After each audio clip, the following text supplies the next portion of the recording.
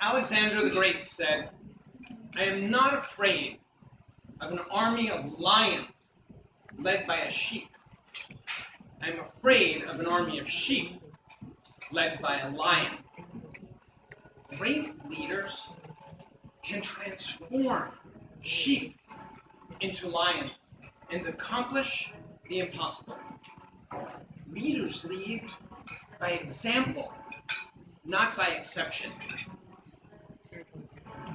In the 1930s, a great lion stood head and shoulders above the subcontinent of India, Gandhi. In a small village, a young mother had a small child who refused to eat anything that did not contain sugar. Very concerned about his health and well-being, knowing how much he revered Gandhi, she took him on the long, arduous journey to see the great man. When they arrived, she said, Mr. Gandhi, could you please tell my son to stop eating sugar? It's not good for him." And Gandhi said, "Come back in 2 weeks." The woman was a bit perplexed, but went on her way and then returned. And when she did, she said, Mr. Gandhi, could you please tell my son to stop eating sugar? It's not good for him." Then Gandhi said, "Stop eating sugar. It's not good for you." The woman was grateful and asked, "Why were you not able to say that 2 weeks ago, Mr. Gandhi?" And he said, "Because 2 weeks ago, I was eating sugar." Leaders lead by example, not by exception. Gandhi had integrity. He could have told the small boy whatever he wanted, but instead, he held to his principles, his values. And that is the essential element of leadership that we need so badly today. And we can rehabilitate it in our society, you and me together. Integrity means actions consistent with values without exception. We all love heroes. Heroes are people who uphold our highest values. The Latin root for the word hero is servant. A servant to the greater good. Jack Welch said, "Before you're a leader, success is about growing yourself. When you become a leader, success is about growing others." Leaders lead by example, not by exception. An essential element of integrity is accountability.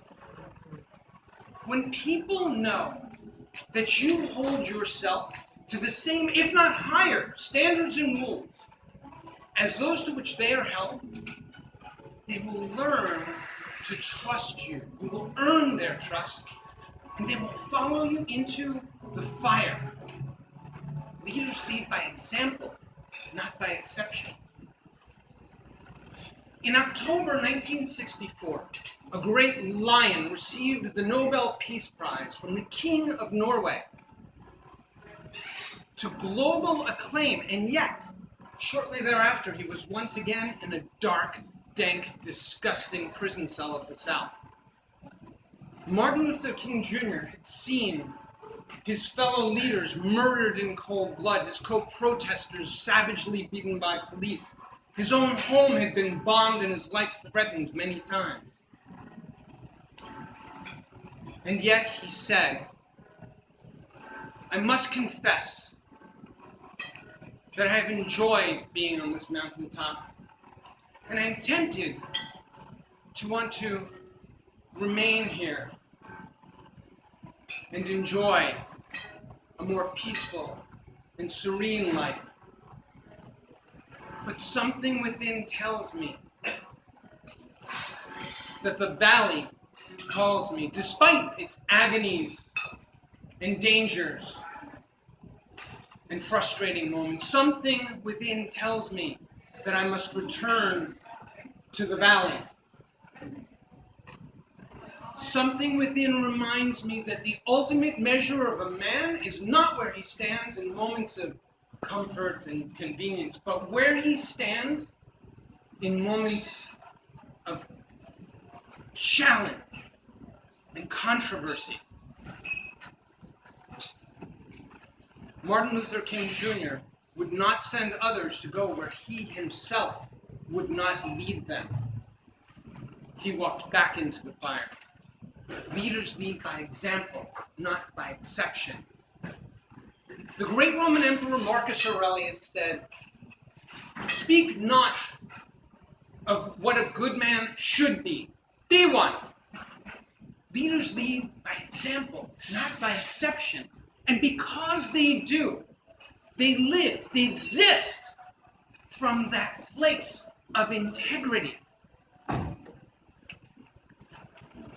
that transforms, that inspires, that empowers others to fulfill their potential and creates lions out of sheep. And in so doing, they fulfill Gandhi's exhortation to be the change you want to see in the world.